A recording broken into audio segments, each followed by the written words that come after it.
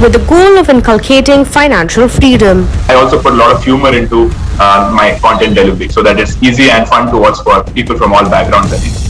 He's simplifying all things finance, from stocks to mutual funds. Having these sort of collaborations with trusted brands in our country, that sort of helps me also, it validates in the eyes of my audience that I'm also giving out, valid and truthful.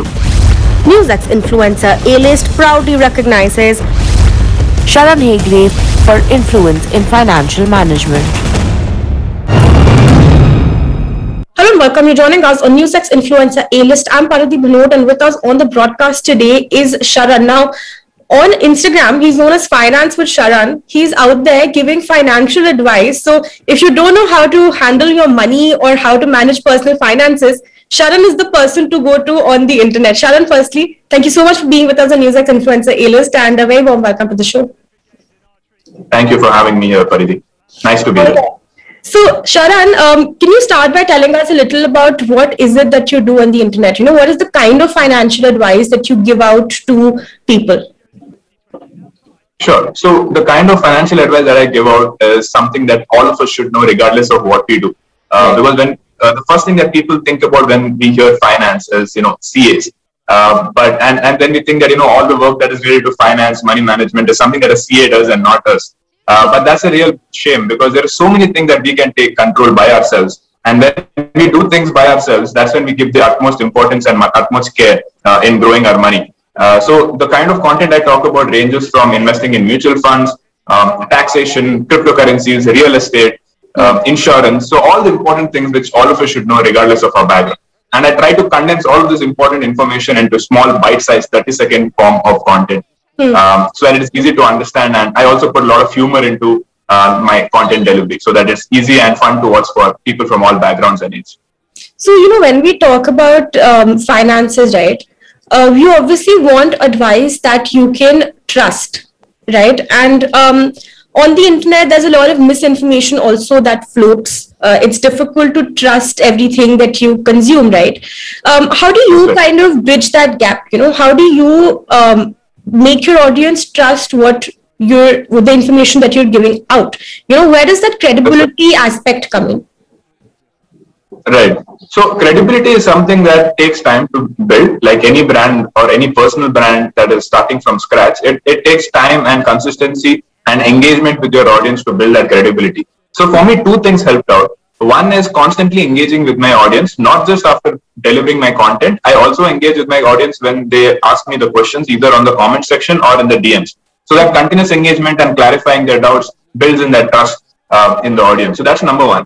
Number two is associating yourself with brands which are already trusted. So I have done live sessions with the CEO of Paytm Money. I've done live session with the strategy head of Policybazaar. So by having these sort of collaborations with trusted brands in our country, that sort of helps me also, it validates in the eyes of my audience that I'm also giving out, valid and truthful content.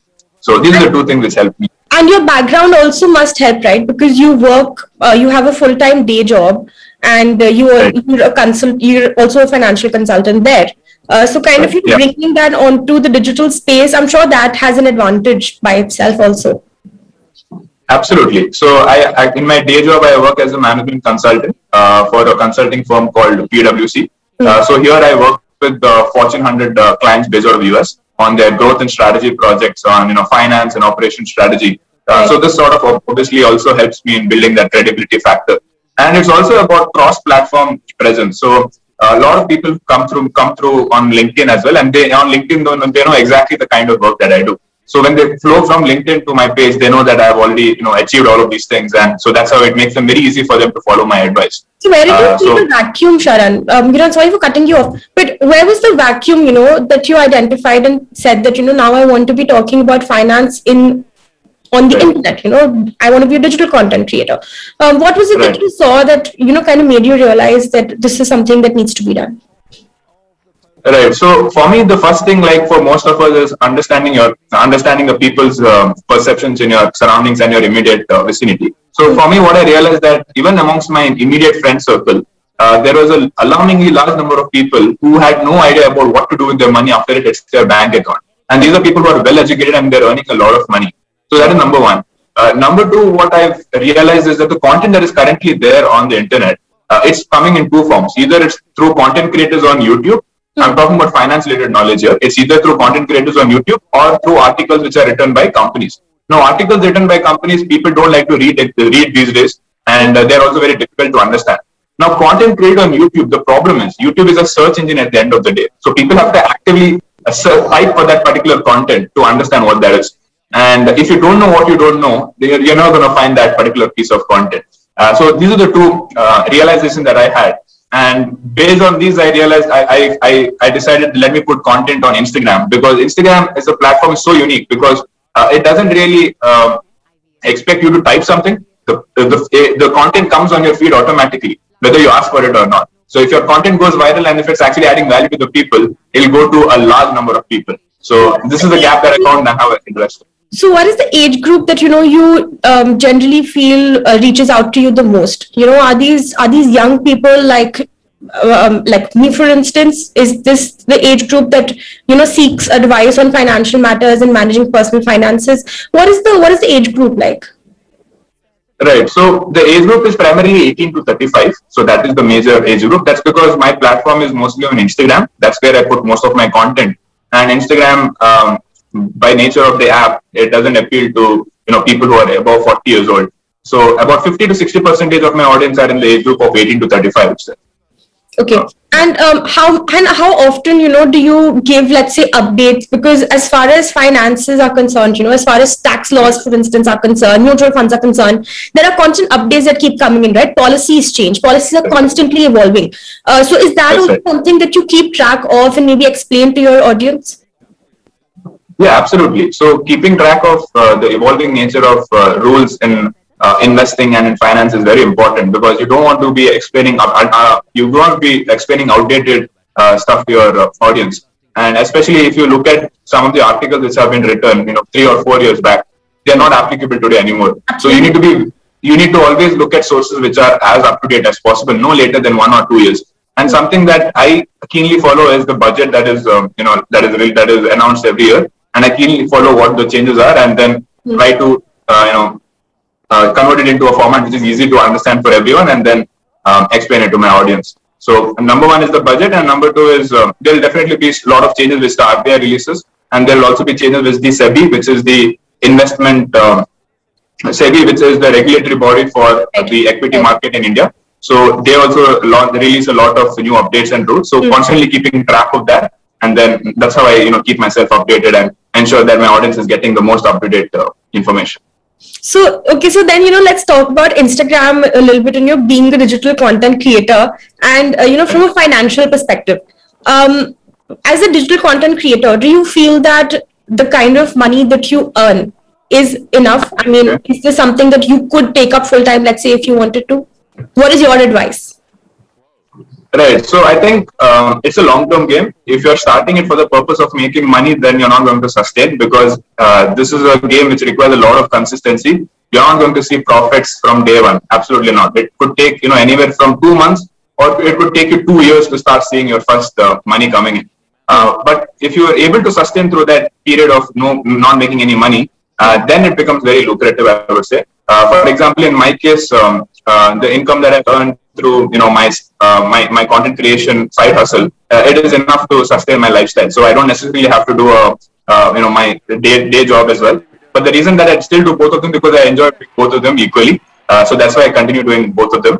But to answer your question, it becomes a very lucrative career path if you can sustain through that period when you can't make any money, and after you cross a certain threshold, then brands will be very interested to work with you, because you have already created a very unique bond with a large number of audience, which brands are unable to do. Yeah.